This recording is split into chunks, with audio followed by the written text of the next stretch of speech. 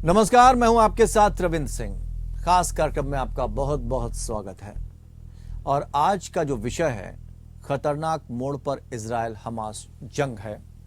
Israel Hamas के बीच जंग का आज 9वां दिन है। दोनों के बीच जंग लगातार जारी है। हमास से लड़ाई के बीच इजरायल की सेना ने शुक्रवार को फिलिस्तीन के लोगों को उत्तरी गाजा खाली करने के लिए 24 घंटे का अल्टीमेटम दिया था। इस बीच इजरायल डिफेंस फोर्स ने दावा किया है कि हमास फिलिस्तीनी नागरिकों को उत्तरी गाजा से दक्षिणी गाजा की ओर जाने से रोक रहा है। गाजा में अब तक मरने वालों की संख्या करीब 2215 हो चुकी है। इनमें 724 बच्चे शामिल हैं। इजरायल डिफेंस फोर्स ने दावा किया है कि 7 अक्टूबर हमास ने अली कादी के नेतृत्व में इजरायल में अमानवीय बर्बर नरसंहार का नेतृत्व किया था, उसे हमने ढेर कर दिया है। ईरान ने संयुक्त राष्ट्र के माध्यम से इजरायल को एक निजी संदेश भेजा है कि अगर इजरायल गाजा से हमास को जड़ से उखाड़ने के लिए अपना सैन्य अभियान जारी रखता है तो फिर वो हस्तक्षेप कर सकता है। यानी ईरान ने साफ कर दिया है कि अगर इजरायल युद्ध नहीं रोकता है तो वो भी फिलिस्तीन की तरफ से उसके खिलाफ जंग में उतर सकता है। हालांकि अमेरिका ने भी अपना रुख साफ करते हुए ईरान को साफ संदेश दे दिया है कि वो जंग से दूर रहे। इजरायल अब गाजा सिटी में जमीनी कार्रवाई कर रहा है, हमास का पूर्ण रूप से खात्मा करना चाहता है और ऐसा करने की इजरायली प्रधानमंत्री नेतन्याहू ने कसम खाई है कि वो हमास को जड़ से खत्म कर देगा। तो सवाल यह है कि ये जो युद्ध है दो सियासतदानों के बीच है, जंग तेज होती जा रही है, आम नागरिकों की सुध लेने वाला कोई है नहीं, ये एक चिंता का विषय है। शांति दूत कहीं नजर नहीं आते, एक के बाद एक हवाई हमले, ताबड़तोड़ गोलाबारी लगातार जारी है। नागरिकों के लिए जान बचाने के लिए भी उन्हें जद्दोजहद करनी पड़ रही है। और ऑपरेशन अजय जो चलाया गया है, भारतीय नागरिकों को वहां से निकालने के लिए हर संभव कोशिश की जा रही है। तस्वीरें आप देख सकते हैं कितनी भयावह है, किस तरह का माहौल बन रहा है। और शहर के शहर कब्रिस्तान में बदलते जा रहे हैं। मासूमों के ऊपर जिस तरह से गोला बारूद बरस रहे हैं, वो किसी भी की भी जान लेने के लिए तैयार हैं। और दोनों के बीच जिस तरह की रस्साकशी चल रही है, एक दूसरे को नीचा दिखाने की, बैकफुट पर ले जाने की कोशिश चल रही हैं, वो निश्चित तौर पर मानवीयता को शर्मसार करने वाली हैं। ये सियासतदानों की अपनी सोच के चलते अक्सर शहर कब्रिस्तान में बदल जाते हैं और इस तरह की स्थिति देखने को मिल रही है इजरायल में।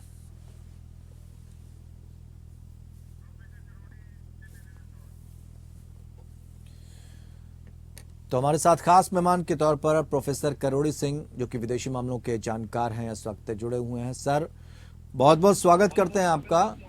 और ये जो स्थिति बनी हुई है, खतरनाक मोड़ पर युद्ध है, क्या स्थिति है इजरायल की? क्या हम ये माने कि रूस जैसी स्थिति में इजरायल पहुंच गया है?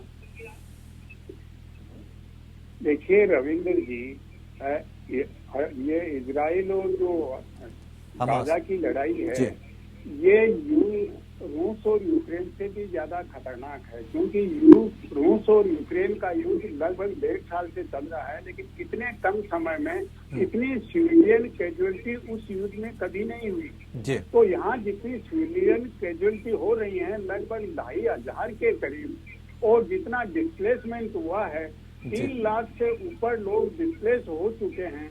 तो और उनको दूसरे देश हैं, उन्होंने अपने बॉर्डर सील कर दिए, घुसने नहीं दे रहे हैं। उनके बिजली, पानी, खाने के लिए पूरा नाकाबंदी कर दी है, वो नहीं मिल रहा है। तो ये तो सबसे बड़ी मानवीय त्रासदी है। लेकिन इस त्रासदी में हम जब डिबेट करते हैं तो सामान्यतः बहुत जल्दबाजी में निष्कर्ष पर पहुंच जाते हैं कि ये केवल इजराइल की गलती है या केवल हमास की या गाजा या पैलेस्टाइन की गलती है। ऐसा नहीं है, क्योंकि हर सामूहिक क्रिया होती है, उसके पीछे एक लंबी याददाश्त होती है, एक पृष्ठभूमि होती है। तो इस संकट के पीछे भी एक बहुत बड़ी, दोनों ही समूह की, इजराइल की भी और पैलेस्टाइन की भी याददाश्त भी है, पृष्ठभूमि भी है। क्योंकि पहले PLO के साथ इजराइल का समझौता हुआ, जिसको हम ओस्लो एग्रीमेंट कहते हैं। 2 एग्रीमेंट हुए, एक का वाशिंगटन में सिग्नेचर हुआ, एक का इजिप्ट में हुआ। वो ईमानदारी से इम्प्लीमेंट नहीं हुआ, और इसलिए आज जब हमास और इजराइल में चल रहा है हिजबुल्लाह के समर्थन में, उसमें PLO है, पैलेस्टाइन लिबरेशन ऑर्गेनाइजेशन, कहीं नजर ही नहीं आ रहा है। तो ऐसा क्यों हो रहा है? और इस युद्ध से केवल मानवीय त्रासदी ही नहीं है, दूसरे देशों के सम्मिलित होने की प्रक्रिया भी शुरू हो गई है, क्योंकि लेबनान ने ऑलरेडी ये कहना है कि हिजबुल्लाह के लोगों ने इसमें हमास को सपोर्ट किया है, तो इजराइल लेबनान को भी अक्यूज कर रहा है, लेबनान पे भी अटैक करने की सोच रहा है, सीरिया के एयरपोर्ट पे अटैक कर दिया है। ईरान जैसा आपने बताया कि ईरान ने भी एक मैसेज भेज दिया है। तो ऐसी स्थिति में पूरे खाड़ी देशों में नहीं, पूरे MENA रीजन में, मिडिल ईस्ट और जो नॉर्थ अफ्रीका है, इसमें पूरे में फैलने की संभावना बन रही है। तो ये रूस और यूक्रेन से ज्यादा भयावह की स्थिति है, क्योंकि जनसामान्य। लेकिन प्रोफेसर करुणी सिंह जी, ये युद्ध लेकर किस तरफ जाएगा? अमेरिका भी चेतावनी दे रहा है, समझाने की कोशिश कर रहा है कि मानवता के आधार पर कम से कम जो नागरिक हैं उनके बारे में तो ध्यान रख लेना चाहिए। एक तरफ तो इजराइल कह रहा है कि इलाका खाली करें, दूसरी तरफ हमास कह रहा है कि किसी को इलाका खाली नहीं करना है। तो नागरिक तो बीच में फंसे हैं, उनके लिए कौन चिंता करेगा? उसके लिए कोई भी चिंता नहीं कर रहा। अमेरिका या दूसरे देश हैं, वो केवल एक शब्दों के रूप में करें, शब्दों से तो ये स्थिति नहीं कंट्रोल में होगी। अमेरिका और पश्चिमी देश हैं, यूरोपियन यूनियन है, खुलकर वेपन भी दे रहे हैं और दूसरा समर्थन भी कर रहे हैं, वो इजराइल के खुलकर साथ हैं। दूसरे देश हैं, वो शांति बनाने की अपील करते हैं। चीन ने भी, रूस ने भी शांति बनाने की अपील की है। चीन ने तो यहाँ तक कहा है कि हम मध्यस्थता करने को तैयार हैं और इसका सॉल्यूशन एकमात्र ये है कि दो देश बन जाएं, एक पैलेस्टाइन रहे, एक इजराइल रहे और दोनों के बीच में एक बॉर्डर फिक्स हो जाए। इसके अलावा कोई समाधान नहीं है। तो ऐसी स्थिति में जो जनसामान्य पिस रहा है, जनसामान्य रविंद्र जी हमेशा अमन और ईमान चाहता है, वो युद्ध कभी नहीं चाहता है समाज, दुनिया के किसी समाज में। तो हमास और जो इजराइल की लड़ाई है, इसमें जनसामान्य जिस तरह से पिस रहा है, ये सबसे बड़ी मानवीय त्रासदी है। तो अगर पूरा खाड़ी देश और MENA रीजन है पूरा इन्वॉल्व हो गया, तो ये रूस और यूक्रेन से कहीं खतरनाक स्थिति पे जा सकता है और ये सेकेंड वर्ल्ड वॉर की यादाश्त ताजा कर सकता है अगर यही स्थिति रही और इसी तरह से अगर ये एस्कालेट होता रहा तो। क्योंकि इसमें खाने का संकट है, बिजली का, पानी का संकट है। तो इस तरह से घुस के सिविलियंस को मारना और उनका मरना, ये सब बहुत ही संवेदनशील है। और संयुक्त राष्ट्र संघ बिल्कुल असहाय है, कुछ नहीं कर सकता, केवल अपील कर रहा है। तो संयुक्त राष्ट्र संघ को थोड़ा सा लिवरेज देना चाहिए सब देशों को और अलाउ करना चाहिए कि संयुक्त राष्ट्र संघ इसमें मानवीय संवेदनाएं और मानवीय सेवाएं प्रदान कर सके। इसके लिए अमेरिका, रूस, चीन या जितने भी महान शक्तियां हैं, उन सबको प्रयास करना चाहिए कि संयुक्त राष्ट्र संघ के बैनर के नीचे कुछ मानवीय सहायता वहां पहुंचे और कुछ मानवीय संवेदनाओं के साथ कुछ काम किया जाए। जी रविंद्र जी। बिल्कुल, जितेंद्र ओझा भी हमारे साथ जुड़ गए हैं जियोपॉलिटिकल एक्सपर्ट के तौर पर। जितेंद्र जी, स्वागत करते हैं आपका, और आपसे काफी अनुभव भी मिलता है, हमारे दर्शक भी समझते हैं आपके जरिए कि गहराई क्या है इन सारे मामलों की। आपसे थोड़ा हम ये समझना चाहेंगे, खतरनाक मोड़ पर युद्ध पहुंच चुका है। हमने प्रोफेसर करुणी सिंह जी हमारे साथ जुड़े हुए हैं विदेश मामलों के जानकार के तौर पर, उनसे हमने सवाल यही पूछा था कि क्या रूस जैसी स्थिति हो गई है इजराइल की? नहीं, स्थिति दोनों अलग है, ये दोनों कोई तुलना नहीं की जा सकती है। प्रोफेसर साहब की बात में सुनते ही समझ गया कि ये कोई प्रोफेसर साहब ही बोल रहे हैं जिनका अनुभव किताबों और नैतिक के इसमें है। देखिए, जो जियो पॉलिटिकल प्लेयर्स हैं उनमें बड़ा रूथलेसली ये गेम प्ले करते हैं। उनके लिए मानवीय संकट वगैरह लोगों को इन्फ्लुएंस करने का एक तरीका है, उनके ऊपर कोई असर नहीं पड़ता कि कितना मानवीय संकट होता है। सत्ता और ताकत का नशा ही ऐसा होता है और इसी वजह से डेमोक्रेसी है कि इस नशे को कंट्रोल किया जाए।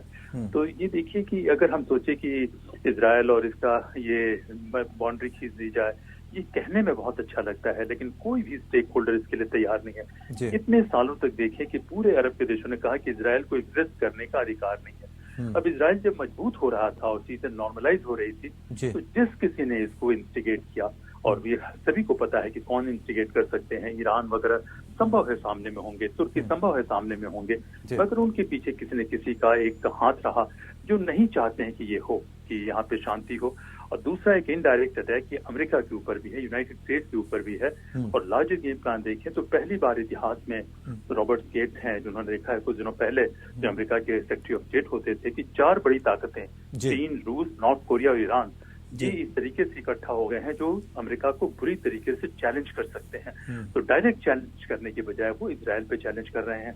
आपने देखा कि कैसे प्रोवोक किया गया, ये आतंकवादी घटना से प्रोवोक किया गया, सिविलियन की हत्या की गई, इस तरीके से किया गया कि इजराइल के पास कोई ऑप्शन नहीं रहे सिवाय कि वो अटैक करे। और इजराइल जब अर्बन वॉरफेयर में, कल भी मैंने कहा था आपके चैनल पे, अगर जाता है फौजी भेजता है, प्रिसाइज पिन पॉइंटेड अटैक संभव नहीं है। कोलैटरल डैमेज इजराइल अवॉइड नहीं कर सकता है, हालांकि वो कोशिश कर रहा है। और कोलैटरल डैमेज होता है तो दूसरे लोगों में सेंटिमेंट बढ़ता है। तो ये जो है सबसे जरूरी बात है कि तमाम लोग आए और लाने के बाद कहें कि भाई ये जो है एक वर्ल्ड लीडरशिप की जरूरत है जहां पे इस तरीके के मानवीय संकट होते हैं तो सभी का नुकसान होगा। जब तक ये नहीं होता है तब होगा नहीं। ये एक सिम्टम है बड़ी लार्जर प्रॉब्लम का। और मैं समझता हूं कि अभी भी बहुत से देश हैं इस्लामिक जेनोफोबिया का इस्तेमाल करना चाहते हैं और इजराइल को एग्जिस्ट करने नहीं देना चाहते हैं। तो ये एक बड़ी फॉल्ट लाइन है। और ये फॉल्ट लाइन में देखें कि बात सिर्फ इजराइल और हमास की नहीं है, बात अमेरिका और चीन की भी है। बात उसमें रूस कहाँ गेम कर प्ले कर रहा है उसकी बात है। ये अमेरिका के सिस्टम डिग्रेड हो रहे हैं उसकी भी बात है कि बहुत सारा ससेस किया जा रहा है कि जो हथियार यूक्रेन को दिए गए हैं वो हमास के पास चले आए हैं। तो हम इस बात को दुनिया समझ ले कि एक हम्माम में सब एक जैसे हैं और एक तरफ रशिया और यूक्रेन का युद्ध हो रहा था और जब युद्ध नहीं होना चाहिए था खासतौर पर, और ऐसा लोग मान रहे थे कि युद्ध शायद ना हो, लेकिन अमेरिका ने पीछे से जिस तरह से सपोर्ट किया वो खुद भी नहीं चाहता था कि युद्ध रुके। वही स्थिति यहाँ भी बन रही है, यहाँ भी बन रही क्योंकि इन लोगों ने उसको वहां पे चैलेंज कर दिया। अब इस तमाम गेम्स में देखें कि विनर कौन है तो वो चीन विनर बन के इमर्ज कर रहा है कि कैसे स्थिति आने वाली है कि चीन पूरी दुनिया को कॉलोनाइज कर सकता है। और चीन का अपना फलसफा बिल्कुल साफ है, अपने भीतर उसने अपने आप को मजबूत कर रखा है और बाद बाकी दुनिया में इनडायरेक्ट बिना लड़े वो लड़ाइयां जीत रहा है, इनडायरेक्ट कंकरेंस से जीत रहा है। और इसमें देखिए कि सऊदी अरबिया का हाथ भी बन गए हैं और तुर्की के जो हम बात करते हैं अर्दोगान की, वो खलीफा बनने के लिए किसी भी हद तक किसी का भी नुकसान कर सकते हैं। वो चाहे तो अपने देश का भी नुकसान कर सकते हैं। पुतिन साहब का कोई बहुत रिस्पॉन्सिबल रवैया नहीं रहा है। उनको भी इनडायरेक्ट वॉरफेयर में जाना चाहिए था बजाय कि अपने ही नस्ल के लोगों को बर्बाद करना, जब कीव और रूस एक ही सिविलाइजेशन है। तो इस तरीके से पूरे मेगालोमानियक के गिरफ्त में दुनिया आ गई है अगर आप देखें। और जो कमजोर हैं वो अपील करते रहते हैं कि हाँ ये मानवीय मूल्य होना चाहिए, वो अच्छे मूल्य होना चाहिए। देखिए जब तक आपके भीतर ताकत नहीं, और ताकत सिर्फ मिलिट्री नहीं होती है, ताकत इंटेलिजेंस भी होती है, ताकत कवर्ड वॉरफेयर भी होती है, ताकत आइडियोलॉजी भी होती है। जब तक इस किस्म की ताकत लेके आप लीडरशिप के रोल पे नहीं पहुंचते हैं तो ये समस्या है। और इतने कैटास्ट्रोफिक और लिथल हथियार दुनिया के सामने हैं, अगर ये मामला आगे बढ़ता है तो सभी की सुरक्षा खतरे में आ सकती है। ठीक बात है, क्योंकि इसका असर बाकी देशों पे भी पड़ना लगभग शुरू हो गया। बात कर रहे हैं खतरनाक मोड़ पर इजराइल और हमास की जंग पहुंच चुकी है। आम नागरिक बेहाल हो चुका है, उसको कुछ भी समझ नहीं आ रहा कि उसे क्या करना है। जिस तरह से मासूमों की मौत का सिलसिला जारी है। और दोनों खास मेहमान हमारे साथ जुड़े हुए हैं, प्रोफेसर करोड़ी सिंह, विदेशी मामलों के जानकार हैं आप, और जितेंद्र ओझा जी जियोपॉलिटिकल एक्सपर्ट के तौर पर हमारे साथ जुड़े हुए हैं।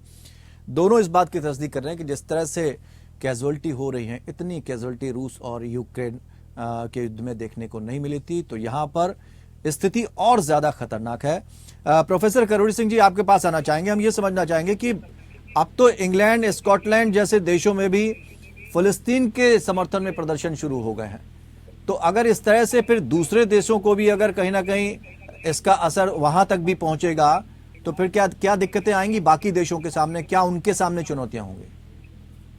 देखिए रविंदर जी, केवल ब्रिटेन या स्वीडन या यूरोपीय देशों में नहीं, इजराइल की पार्लियामेंट में भी, वहां के सांसद ने भी ये बोला है कि आप पैलेस्टाइन पे इस स्तर के अत्याचार नहीं करें। ये इजराइल, विद इन इजराइल भी हो रहा है। तो ये तो मानवीय संवेदनाएं हैं, लेकिन मेरे और जितेंद्र जी के विचारों को मिलाकर अगर मैं इसको एक निष्कर्ष के रूप में, जिसके रूप में कहूँ तो ये एक मिडिल ईस्ट का संकट है।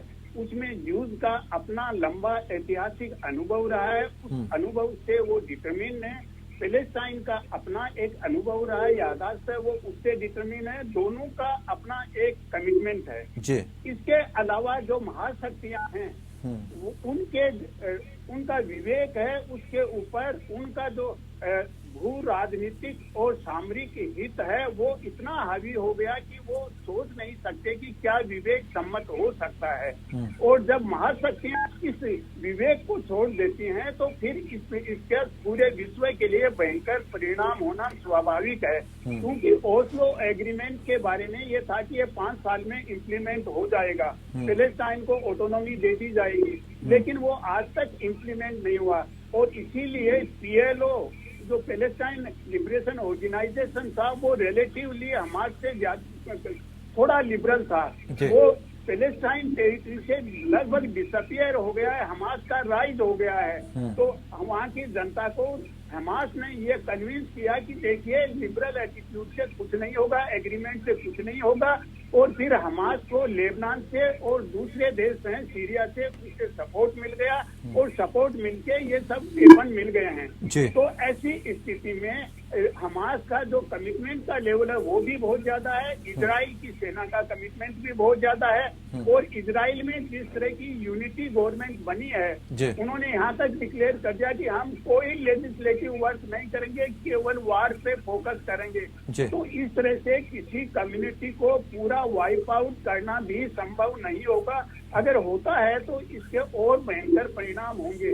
तो मैं जितेंद्र जी से भी ये कहना चाहूंगा, जितेंद्र जी मैं केवल किताबी बात ज्ञान की बात नहीं कर रहा हूँ, स्थिति वास्तव में बहुत जटिल है। और इस जटिल स्थिति में हम सत्य और विवेक से दूर हट चुके हैं, क्योंकि हर राष्ट्र अपने वेस्टेड इंटरेस्ट की वजह से और कॉन्फ्लिक्ट ऑफ इंटरेस्ट की वजह से पोलराइज हो गया है। स्थिति ध्रुवीकरण हो गई है। और इस ध्रुवीकरण स्थिति में मानवीय संकट में मैंने यही कहा था कि संयुक्त राष्ट्र संघ को कुछ लीवरेज देना चाहिए, संयुक्त राष्ट्र संघ को कुछ अवसर देना चाहिए कि कम से कम वो मानवीय संवेदनाओं के आधार पे, कुछ मानवीय दृष्टिकोण के आधार पे एक्शन ले सके। जी रविंद्र जी। जितेंद्र जी, चूंकि शांति दूत तो कहलाते ही हैं, लेकिन शांति दूत कहीं नजर आते नहीं हैं। बातें हैं, बातों का क्या, अब ऐसे में बातों का असर जनता पर भी नहीं पड़ता है, तो उन लोगों पर क्या पड़ेगा जिनको आप धमकाने की कोशिश करते हैं। और दूसरी चीज इसमें निकल के ये आती है कि विकसित देश विकासशील देशों को आगे लाने की बात तो करते हैं, लेकिन जब विकासशील देश आगे बढ़ते हैं तो उनका लेग पुलिंग की जाती है या कोई ना कोई युद्ध लाद दिया जाता है। ये भी तो एक बड़ी समस्या है, इससे कैसे निपटा जाएगा? देखिए रविंद्र जी, थोड़ी समस्या का समाधान तो है और अमेरिका कोशिश कर रहा है। मैं प्रोफेसर साहब ने अभी जो बातें कही बिल्कुल मेरी बातों से वो मेल खाती हुई बातें। बिल्कुल बिल्कुल बिल्कुल। मैं यही समझता हूँ कि सत्ता और ताकत का नशा ऐसा है कि वो किसी को भी पागल बना देता है। तो यही जिस किसी ने झगड़ा किया और जहां भी किया, उन सभी को समझने की जरूरत है कि इसकी लिमिट है, इसकी पावर है। तो कोई भी एक्सेसिव करेगा, काम करेगा तो उसका काउंटर रिएक्शन होगा, काउंटर रिएक्शन से सभी का नुकसान होगा। तो शांति दूत की बात आप कर रहे हैं, देखिए कि एंथनी ब्लिंकन साहब गए हुए हैं उस एरिया में। कतर एक माउथपीस की तरह काम कर रहा है हमास के। कतर के हमेशा से अच्छे कॉन्टैक्ट रहे थे, तालिबान में भी, इस्लामिक नेटवर्क में भी, कई जगह वहां उसने एक ओएसिस बनाई है। और सब लोगों ने ये किया कि कतर और दुबई ऐसे जो जगह हैं वहां उनके तमाम टेररिस्ट और ये लीडर और ये सारे लोग जाते रहे हैं। तो बैक चैनल से वो बात करने की कोशिश कर रहे हैं, लेकिन दोनों तरफ से पोस्चरिंग हो रही है। इजराइल की जो बात आप कहते हैं, मैं समझता हूँ आज से बहुत साल पहले जब मैं पढ़ता था तब किसी ने पूछा कि क्रिटिकल क्वेश्चन क्या है मिडिल ईस्ट में, तो मैं कहता हूँ इजराइल की एग्जिस्टेंस। जिस दिन वो समय तो अलग था कि जिस दिन वहां के देश मान लेंगे कि इजराइल को भी एग्जिस्ट करने का अधिकार है, तो वहां से समस्याओं का समाधान निकलना शुरू होगा। लेकिन जो जेनोफोबिया की आप बात कर रहे हैं, वो देखिए वहां की नस्ल में थे जो इस्लाम नहीं थे, तब भी उस समय वहां की सोच थी कि जो हमारी कम्युनिटी के लिए, हमारे कौम के लिए, उनको खत्म कर देना चाहिए, उनको एग्जिस्ट करने का अधिकार नहीं है। तो आप देखिए कि जो मुस्लिम कम्युनिटी का एक तबका तो जरूर है भारत का, खास करके उसकी जगह, लेकिन बहुत बड़ा तबका दुनिया में कह रहा है कि जो कुछ वो ठीक हुआ, हमारे आतंकी हमला भी बिल्कुल जस्टिफाइड है। एकदम से आपके सफरिंग से हमें पेन हो रही है। और ये बात बड़ी चिंता की बात है कि जिस समय में हथियार इतने इजीली अवेलेबल हो रहे हैं, वहाँ एक लोग ऐसे लोगों का ऐसा सोचना खतरनाक है। और ऐसी बात नहीं है, छोटा सा ही सही, इजराइल में उनका भी काउंटर पार्ट है। इजराइल में भी कुछ लोग बटे हुए हैं जो बड़ा ह्यूमनिस्ट एंगल लिए हुए हैं। प्रोफेसर साहब जैसे कह रहे थे, एक तबका है जो एकदम अग्रेसिवली जाना चाहता है और दूसरा जो है एक मॉडरेट पाथ किए हुए है। तो इस पर डिपेंड करता है कि जो शांति दूत बन के आ रहे हैं, खासकर अमेरिका को भी रियलाइज हो रहा है कि उसकी पावर एकदम लिमिटलेस नहीं है। अगर वो रियलाइज कर रहा है, वो अपने गुडविल को इस्तेमाल कर रहा है, दूसरे लोगों से जो बैक चैनल से बातें हो रही हैं, अगर वो दो चीजें करें कि एक तो बंधकों को छुड़ाए, दूसरा हमास को डीमिलिटराइज करें, ये दोनों होने के बाद जो है जो राइट्स इजराइल की है उस पर करें, तीसरा जो रेडिकलिज्म है उसको रोकने की कोशिश करें। ये तमाम चीजें बड़ी एम्बिशियस लग रही हैं। मुझे नहीं लगता है कि ये बहुत आसानी से होगी, खास करके बिना चीन के इन्वॉल्वमेंट के, बिना ईरान के इन्वॉल्वमेंट के और बिना टर्की के नाक में नकेल डाले ये चीजें संभव लग नहीं रही है। लेकिन किस हद तक इसमें वो कामयाब होते हैं उसी पर डिपेंड करता है कि इस क्राइसिस को हम डिफ्यूज कर पाए टेम्परेरी। लेकिन मुझे नहीं लगता है कि जब तक सारे बंधकों को हमास छोड़ता है और डिमिलिटराइज करता है तब तक जो है इजराइल मानने वाला है, क्योंकि उन लोगों का इस रूप में खड़े रहना इजराइल के एग्जिस्टेंशियल थ्रेट को ये करता है। ये लोग कहते हैं कि इजराइल को एग्जिस्ट नहीं करना चाहिए, यहूदियों को जेनोसाइड करके खत्म कर देना चाहिए। तो ये बात भी बड़ी मुश्किल लग रही है कि इजराइल इस पे कॉम्प्रोमाइज कर ले और कोई ऐसी स्थिति अलाउ करे जो उसकी एग्जिस्टेंस को भविष्य में खतरा दे। ठीक बात है। प्रोफेसर करोड़ी सिंह जी, क्या हम ये मान के चले कि पहला कदम रूस यूक्रेन के युद्ध से अगले वर्ल्ड वार के लिए चल दिया गया और दूसरा कदम ये वाला माना जाए? देखिए, अभी भी रविंद्र जी मुझे मानव विवेक पे भरोसा है और कोई न कोई विवेक समाधान निकालने की कोशिश करेंगे। आप और हम सब ने इसमें भी पढ़ा था कि मानव दिमाग की, इंसान के दिमाग की अनंत संभावनाएं हैं। लेकिन अभी तक इंसान आसमान में उड़ सकता है, रॉकेट सब कुछ बना सकता है, दूसरे ग्रहों पे जा रहा है, लेकिन अभी शांति से जीना नहीं सीखा है। और जीना क्यों नहीं सीखा है? तो अभी हम इस तरह के संकट के बारे में जब पढ़ते हैं या मंथन करते हैं तो हर स्टेट के पास, हर कंट्री के पास एक डीप स्टेट होता है जिसको हम बूस्टर संस्थाएं कहते हैं। तो हर संकट में जो रिसेंटली संकट आए हैं उसमें बूस्टर संस्थाओं का सबसे बड़ा फेलियर रहा है। इजराइल की मोसाद को सबसे एफिशिएंट माना जाता है, लेकिन वो भी समझ नहीं पाए, एंटीसिपेट नहीं कर पाए कि हमास की इतनी लेथाल पोटेंशियल है। अमेरिका की CIA नहीं एंटीसिपेट कर पाई इराक की सिचुएशन को, जर्मनी और यूरोपियन इंटेलिजेंस नहीं एंटीसिपेट कर पाई रशिया की पोटेंशियल को। उन्होंने कहा कि रशिया तो अटैक नहीं करेगा, रशिया तो ऐसे ही डरा रहा है। रशियन एजेंसी ये एंटीसिपेट नहीं कर पाई कि यूक्रेन इतने लंबे समय तक खड़ा होगा। उन्होंने सोचा हफ्ते 10 दिन में यूक्रेन सरेंडर कर देगा। तो जो बूस्टर, लेकिन नाटो का समर्थन मिल गया, फैल होती हैं और क्राइसिस बढ़ता है। तो इजराइल के केस में भी जो सबसे एफिशिएंट उनकी बूस्टर एजेंसी है उसका फेलियर तो रहा, लेकिन फेलियर के बाद स्थिति जिस तरह से डिटीरियोरेट हो रही है तो वो जो ग्लोबल ग्रेट पावर का कॉन्फ़िगरेशन है और उनका रिलेशनशिप है वो इसको एस्कालेट कर रहा है और ज्यादा कॉम्प्लिकेटेड बना रहा है। लेकिन मैं इतना नहीं मानता कि अभी युद्ध की तरफ हम जाएंगे। मुझे लगता है जी, संक्षेप में जितेंद्र जी कुछ कहना चाहते हैं, संक्षेप में बात करते हैं, समय ओवर हो गया जी। अच्छा, मैं ये कहता हूँ कि अभी हम उस स्थिति पे नहीं पहुंचे हैं जहां विश्व युद्ध होगा और बिल्कुल यहाँ से हर चैलेंज अपना एक सोल्यूशन लेके आते हैं। तो इस वजह से देखें कि ह्यूमन ब्रेन की क्या कैपेसिटी है कि सोल्यूशन है। और आखिर में मैं कहूंगा कि गुप्तचर संस्थाओं की फेलियर नहीं है। जो कुछ भी इजराइल को, हमास को देने की बात करें तो आप इसे ये भी सोचें कि चीन की गुप्तचर संस्थाओं की या किसी और के गुप्तचर संस्थाओं की कामयाबी है जो एक लड़ाई का ये ग्रे जोन वॉरफेयर में आ गया है। अब ये डायरेक्ट वॉर नहीं हो रहा है, इनडायरेक्ट वॉर हो रहा है, प्रोसेस से किया जा रहा है। तो गुप्तचर संस्थाओं का बहुत ज्यादा बढ़ जाना, ये ऑर्गेनाइज्ड वायलेंट को इस तरीके से प्रमोट करना, ये गुप्तचर संस्थाओं की बढ़ती हुई ताकत का नतीजा है जो इतना नहीं होना चाहिए। उसका मकसद होना चाहिए प्रोटेक्ट करना। चलिए, बहुत बहुत शुक्रिया आप दोनों खास मेहमानों का हमारे साथ इस चर्चा में शामिल होने के लिए। तो फिलहाल जंग भले ही तेज हो गई लेकिन प्रयास भी लगातार उसके साथ साथ जारी हैं कि किसी तरह से चीजों को रोका जा सके और आम नागरिक पूरी तरह से इन दोनों पार्टों के बीच में पिस रहा है। फिलहाल इतना ही, नमस्कार।